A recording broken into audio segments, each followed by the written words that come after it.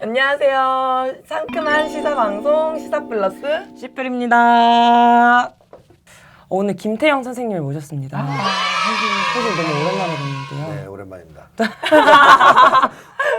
아니 그동안 어떻게 지내셨어요? 코로나로 인해서 자가 격리, 그러니까 병이 아니라 일이 없으니까 저희, 밖에서 부르는 데도 별로 없고 강의도 별로 없으니까 집에서 처박혀가지고 책을 썼습니다. 오, 무슨 뭐, 책인가요? 정의와 공정에 관한 책입니다. 그래서 그걸 쓴다고 지난번에 말씀을 드려서 이번에 부른 건지 주제와 관련해서 아니면 이제 부를 사람이 없다 보니까 이제 할 수 없이 부른 건지 모르겠지만 어쨌든 오늘 주제하고는 그 책하고는 연결이 많이 되죠. 네, 그래서 오늘 인천국제공항을 비정규직 노동자들을 정규직으로 전환하는 이슈에 대해서 선생님과 얘기해 보려고 하는데 좀 그 전에 이 사건이 이 논란들이 어떻게 뭐 일어났고 뭐 사건들이 어떻게 됐는지 정리 좀 해주실까요? 네, 그래서 좀 간단히 정리를 해볼까 하는데 이런 그 제목을 봤어요. 어떤 기사가 났는데 인천국제공항 그 주차장에서 내려가지고 우리가 비행기를 타러 그 가는 과정까지 정규직은 단 한 명도 만날 수 없을지도 모른다. 이런 기사를 봤거든요. 그러니까 거기에 있는 사람들이 거의 다 일상적인 업무를 하는 사람들임에도 불구하고 비정규직이라는 거죠. 그래서 사실 인천공항이 지금 2,000명의 정규직과 1만 명의 절대 다수의 비정규직으로 운영되고 있다고 해요. 그래서 이런 일상적인 사실 업무를 하는 사람들은 임시직이 아니라서 정규직으로 전환이 돼야 되는 건데 지금 이거를 2017년에 문재인 정부가 공약으로 내세웠고 3년이라는 논의 과정을 거쳐가지고 지금 진행을 하려고 하는 건데 사실 이번에 취준생하고 그 대립구도로 많이 비춰졌잖아요. 근데 사실 취준생의 일자리를 위협하는 문제도 아니고 그리고 임금이 더 높이 받아가지고 취준생의 파이를 침해하는 게 아니라 그런 환경들이 좋아지는 문제라고 하더라고요. 그래서 월급에서 있어도 달라지는 거 없고 환경이 좋아지는 거고 또 사실 당연히 정규직으로 해야 될 일들을 지금 정규직으로 정상화하는 과정을 밟고 있는 건데 이런 거에 대한 조금 반발이나 이런 것들도 되게 많이 보이더라고요. 네, 그래서 말씀하셨던 것처럼 사실 정규직 전환이 되면 모두가 축하해야 할 일 아닌가요? 전 보고 기분이 되게 좋았거든요.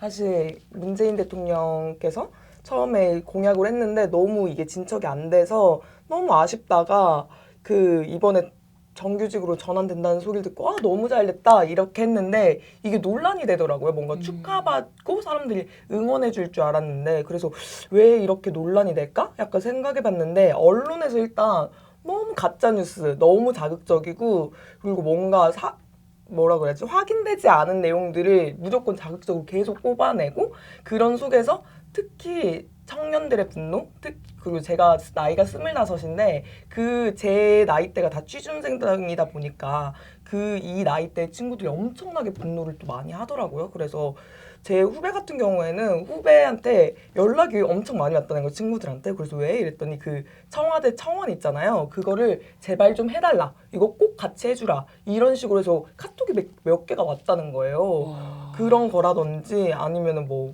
부러진 팬 운동? 뭐 그런 것도 SNS에서 퍼지고 있고 어쨌든 청년들의 이런 분노가 굉장히 심하더라고요. 약간 의문이에요. 네, 그래서 진짜 청년들의 분노가 너무 예상보다도 심했는데요. 그래서 그 이유가 조금 무엇일지 선생님하고 차근차근 얘기를 좀 해보려고 하는데요. 앞서 말씀드렸다시피 정말 부러진 팬 운동 이렇게 해가지고 SNS에서 엄청 많이 돌아다니고 또 청원도 20만 명인 거 그랬잖아요. 저 40만 명 넘어갈까 봐 조마조마했어요, 진짜. 그랬는데 이런 청년들의 분노가 왜 발생한다고 어떻게 보시는지.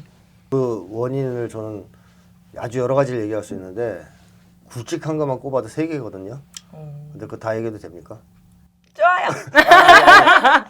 시간이 모자르다고 뭐 이제 또 눈치 주고 그러면 하다가 잘릴 수도 있고. 그래서 다 얘기하라면 이제 시작을 할 건데 하나씩. 네. 우선 첫 번째로 말씀드리고 싶은 거는 능력주의라고 들어보셨어요? 네, 맞아요. 능력주의가 뭐죠? 자기 노력하고 능력에 따라서 그 성과는 보상받아야 되고 정당으로 개인의 모르겠네요. 능력이 갑자기 아니, 뭐, 전공 공부 열심히 얘기를 하다가 막 이렇게 갑자기 우물우물. 아주 단순하게 얘기하면 능력에 따라 보상이 달라져야 된다는 거죠. 네. 아주 단순하게 얘기하면. 이게 자본주의 사회 이데올로기잖아요. 자본주의 사회에서 널리 퍼져 있는 정의나 공정에 관한 이데올로기거든요. 능력주의. 그러니까 어떤 사람이 일을 했는데 능력이 더 뛰어나. 그래가지고 어떤 사람은 1시간 일해서 10개를 만들었는데 능력이 뛰어나면 100개 만들 거 아니에요. 그럼 돈을 더 줘야 된다. 그거거든요. 핵심은. 근데 그렇게만 얘기하면 조금 미안하잖아요. 그죠? 그 뭐 무조건 능력이 뛰어나서 일을 더 잘하니까 더 많이 준다라는 말만 하면 좀 어색하니까 이제 거기 첨가시킨 게 결국 생산성에 더 많은 기여를 한다. 나아가 사회에 대한 기여도가 더 크다. 능력이 뛰어나면. 그래서 능력이 뛰어난 사람은 사회에 더 많이 기여하니까 더 많은 보상을 주는 게 공정한 거다라는 이제 이데올로기죠. 이게 능력주의가. 근데 여기에 이제 요즘에 젊은 세대는 약간의 이게 변종이라고 할 수 있는데 노력을 이제로 바꾼 거죠. 능력을. 노력을 더 많이 한 사람한테 더 많은 보상을 주는 것이 공정한 것이다 하는 쪽으로 약간 변형이 된 건데 비슷한 거예요. 어쨌든 어떤 사람이 1시간 동안 일을 하는데 이 사람은 놀면서 슬슬슬슬 일해서 10개 만들었고 어떤 사람은 진짜 열심히 일해서 100개 만들었다. 그러면 100개 만든 사람한테 더 많은 보상을 해줘야 된다. 이게 정의고 공정이다. 이게 이제 능력주의 이데올로기거든요. 그러니까 자본주의 사회에 이제 아주 널리 변화되어 있는 이데올로기예요. 그러니까 이제 불평등은 당연한 거다. 사람들이 똑같이 받을 수 없다. 그 능력이나 노력에 따라서 차별 대우를 하는 것은 당연한 것이다.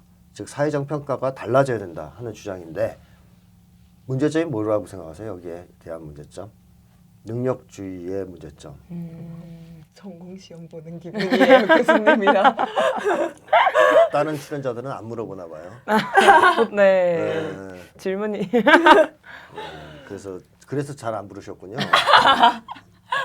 자꾸 물어보니까. 자, 근데 어쨌든 제가 책에서는 여러 가지로 썼어요. 능력주의의 문제점을. 근데 다른 거 다 떠나서 한 가지만 좀 말씀드리고 싶은데 자, 능력에 따라서 노력에 따라서 혹은 사회적 기여도가 달라질 수 있죠. 그거는. 그럼 거기에 따라서 다른 사회적 평가가 주어져야 한다는 것 자체 저는 거의 동의해요. 그러니까 이렇게 얘기하면 이제 나쁜 놈 이럴 수도 있는데 나는 그 입장에 대해서는 동의하는 입장이에요. 가능하다, 맞다라고 생각하는데 문제는 뭐냐면 그 보상이 돈이어야 할 필요는 없다고 생각해요. 꼭 돈일 필요는 없다. 예를 들어서 어떤 사람이 능력이 더 뛰어나고 또는 뭐 이제 노력을 더 많이 해서 더 많은 기여를 했어 사회적으로. 그럼 더 많은 사회적 평가와 칭찬이 주어지면 그게 보상 아닌가요? 그것도. 그죠. 근데 왜 꼭 그 보상을 돈으로 해야 되고 그것도 격차를 벌려서 해야 되는가? 큰 격차를 벌린 돈으로 해야 되는가? 이거를 한번 생각해 봐야 되는 거죠. 이제 능력주의에 대해서 여러 가지 다른 비판도 있는데 일단 그런 것들을 배제하더라도 나는 능력주의의 주장을 인정한다 하더라도 우리가 곰곰이 생각해 보는 것은 사람들이 왜 도대체 노력에 대해서 더 많은 돈으로 보상받기를 원하는 걸까? 다른 보상을 추가하면 안 될까? 예를 들면 북유럽 나라들은 교수나 교사가 월급이 별로 안 세요. 육체 노동자보다 더 적은 경우도 있어요.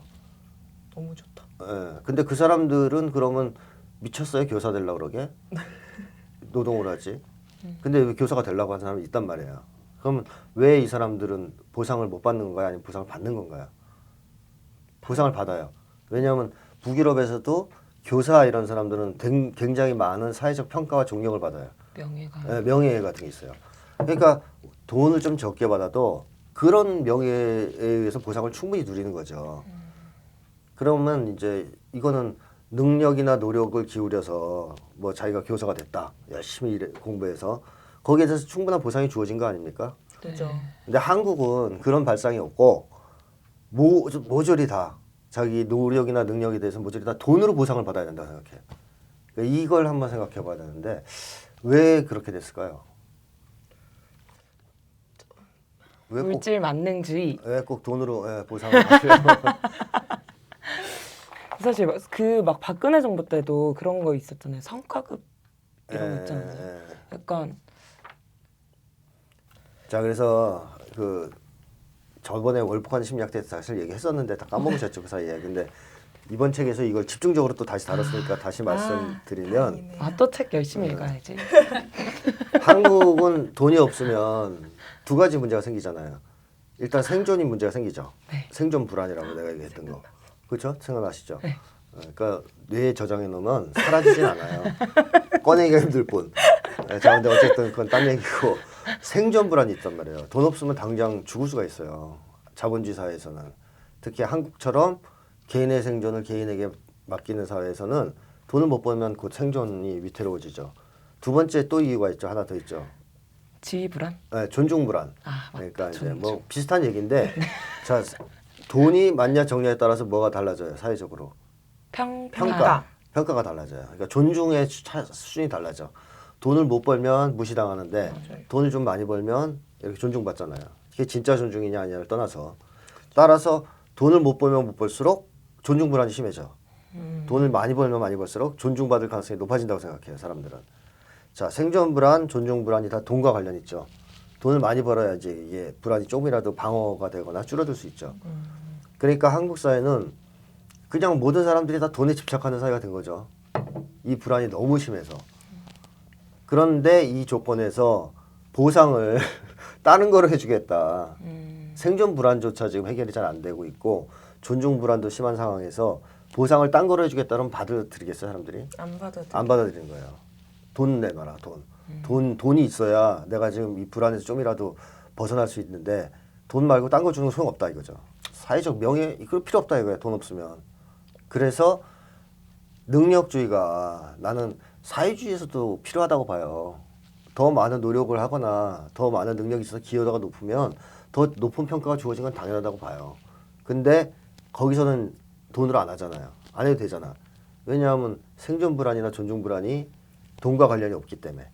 근데 이 한국과 같은 자본주의 사회에서는 생존 불안과 존중 불안이 돈과 관련이 있기 때문에 사람들이 반드시 이 보상을 돈으로 해줘야 된다고 생각하는 거죠. 돈으로. 슬프다. 예, 이게 이제 사실 제일 슬픈 대목이에요. 그렇게까지 사람들을 만들어 놓고 능력주의를 퍼뜨리면 결국 사람들은 경제적 차별을 당연히 시하게 되거든요. 내가 더 노력해서 여기까지 올라갔다 힘들게. 그러니까 더 많은 평가, 더 많은 보상을 해달라. 근데 그건 반드시 돈이어야 한다. 딴 거로는 보상하면 소용없다. 이렇게 된 거죠. 그게 이번 사태의 하나의 원인이 된 거고 이제 짧게 압축해서 말한 겁니다. 그 다음에 두 개 더 남았어요. 스텝 2. 두 번째는 뭐냐면 한국 청년들이 억울해요. 맞아요. 억울해요. 네, 우리 아들 친구한테 들은 얘기가 뭐냐면 얘가 이제 공부를 잘 못하는데 집에서 공부를 계속 시킨 거야. 대학에 가라고요. 그래서 억지로 공부를 했어요. 제가 볼 땐 걔 공부머리 없거든요. 설마 얘 이 방송을 볼 것 같지는 않으니까 이 얘기를 하는데 언젠가 보게 되면 또 충격 먹을 수 있지만 진실이니까 공부머리가 없어요. 그러니까 그렇게 죽어라고 내내 공부를 했는데 어릴 때부터 압박을 받으면서 지방대 갔단 말이에요. 근데 얘가 하는 말이 이제 그런 거죠. 자기보다 더 이제 못한 애들 있죠. 고졸.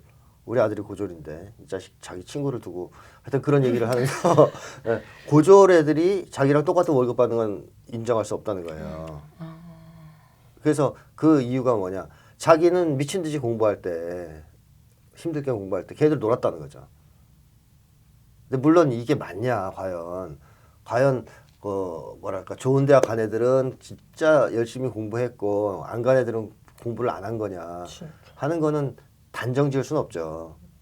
예를 들면 우리가 이 위계라는 거 한국 사회가 위계 사회인데 위계라는 것이 노력에 의해서 결정된다고 확신하세요? 아니요.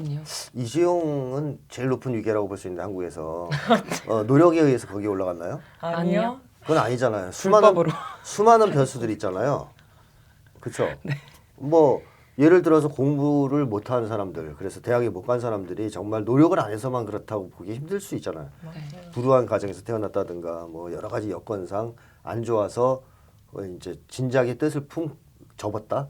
사실 연구를 해보면 아동기 때 벌써 드러나거든요. 이 빈부격차에 의한 학업 성취도가 뭐 등등 근데 이건 논외로 하고 일단 논외로 하고 이 친구들의 심리는 그거죠. 자기가 억울하게 그걸 하려고 그 자리까지 오르려고 자기 인생을 희생시키면서 고생을 했다는 거죠.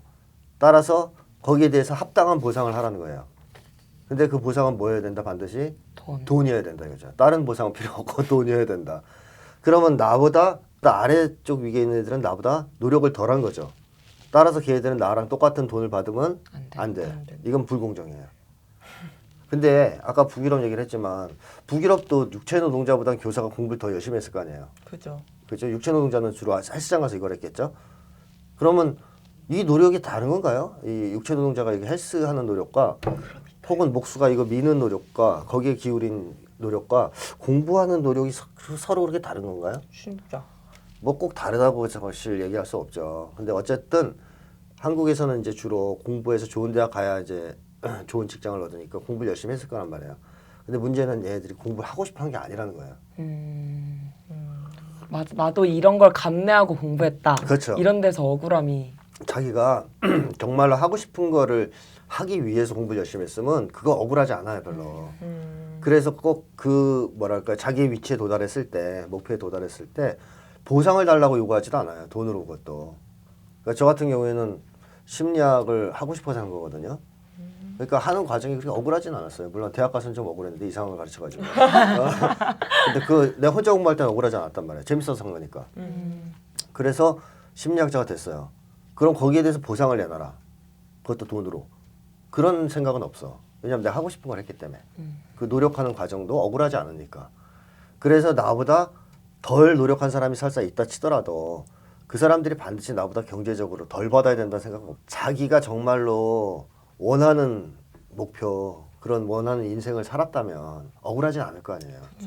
그렇죠. 어릴 때 아이들 막 신나게 뛰어놀고 중고등학교 때 자기가 정말 하고 싶은 가수, 뭐 이제 목수 아니면은 뭐 또 학자 뭐 등등 뭐 여러 가지를 선택지를 놓고 이거 나 정말 하고 싶어요. 나 재능과 적성에 맞아요. 해서 그 길을 갔다. 모두들.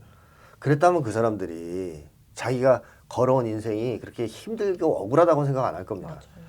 또 자기가 그 목표를 달성했을 때 그거를 반드시 돈으로 다른 사람과 차별성이 있는 정도 수준의 격차가 있는 돈으로 보상받아야 된다고도 생각을 안 할 거예요. 근데 한국의 청년들은 그런 인생을 살지 못하죠. 어려서부터 공부를 강요당하고 뭐 거의 입시 기계처럼 입시에 공부하는 기계처럼 중고등학교를 보내죠. 대학교 시절에도 학점 스펙 뭐 난리잖아요. 그 인생이 어때요? 행복했을까요? 아주 힘든 거죠. 억울하고. 그러니까 이 억울함, 특히 이제 고시를 본다든가 취업 준비를 위해서 고시원에 처박혀서 막 공부하고 이러면 그 기간이 얼마나 괴롭겠어요. 그 괴로움을 보상을 받아야 되는 거예요. 그것도 뭘로?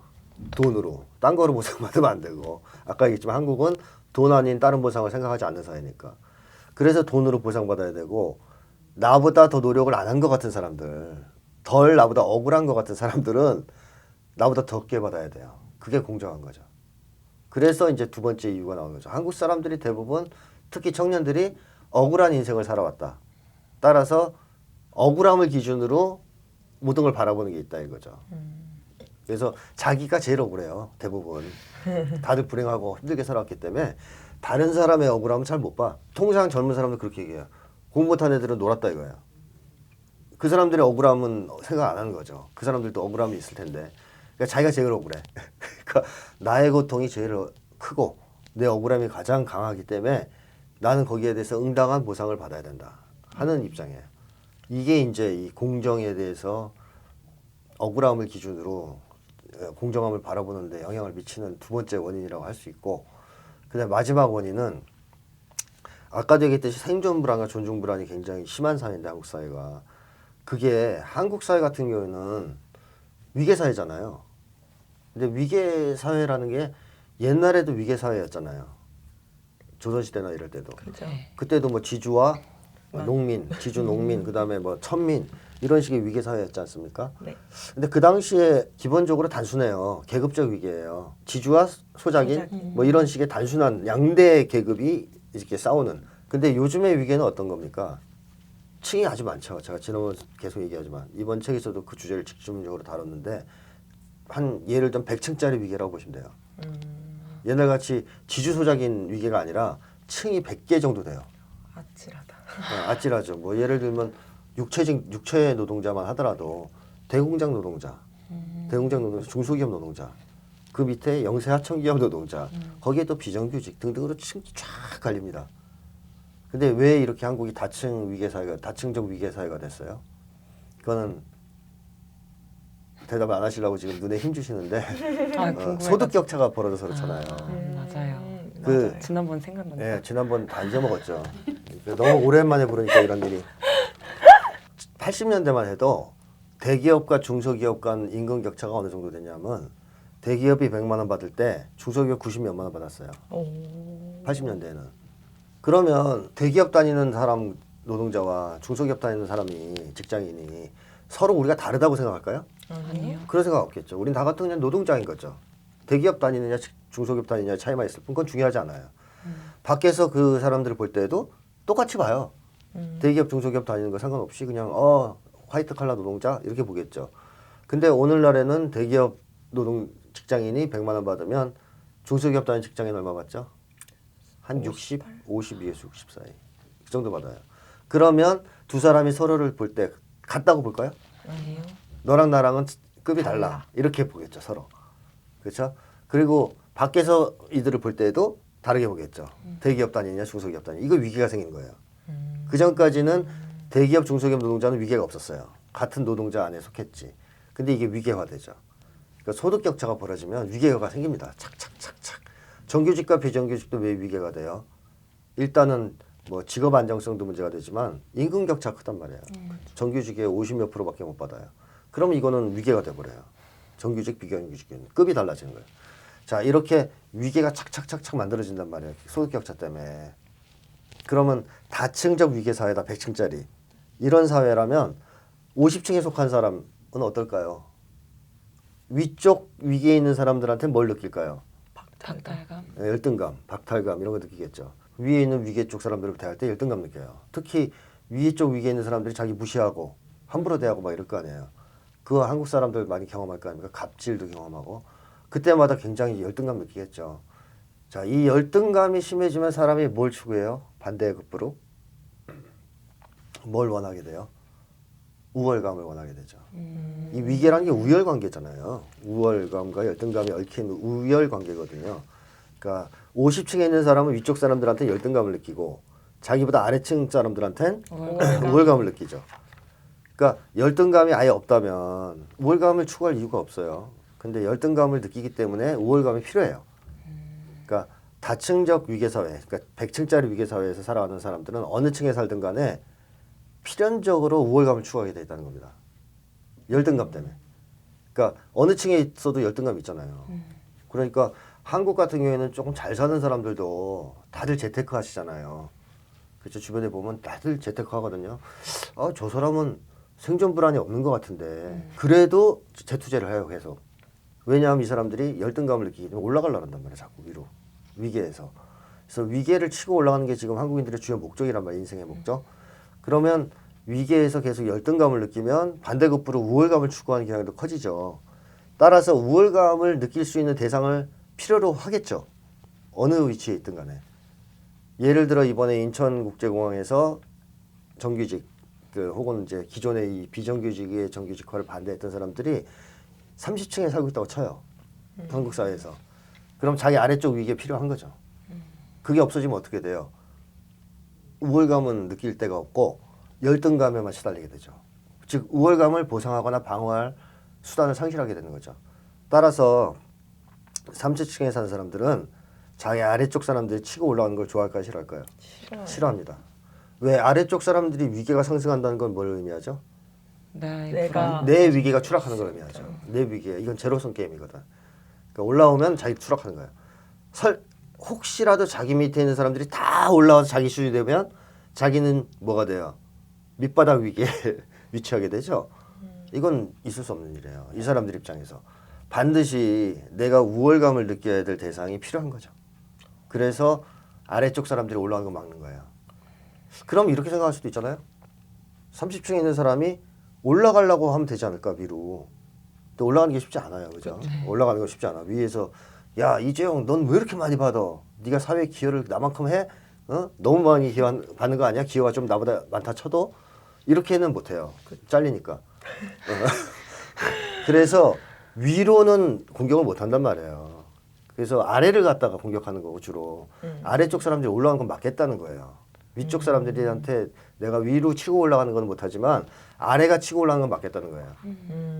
그 미국의 한 흑인이 이렇게 얘기를 한 게 있어요. 그 자기 자서전 같은 데서 흑인들을 보면 이런 것 같다는 거예요. 내가 백인들한테 무시당하는 건 어쩔 수 없다. 하지만 같은 흑인들한테 무시당하는 거는 막을 수 있단 말이야. 라고 흑인들은 생각하면서 흑인들끼리 싸운다는 거거든요. 근데 이게 이제 이거 사태랑 비슷한 거죠. 30층에 있다. 아래쪽이 올라오는 건 맞겠다는 거예요. 위층으로 내가 올라가는 거는 포기했지만 아래가 올라가는 건 맞겠다. 그래야 내가 최소한의 우월감이라도 느낄 수 있으니까.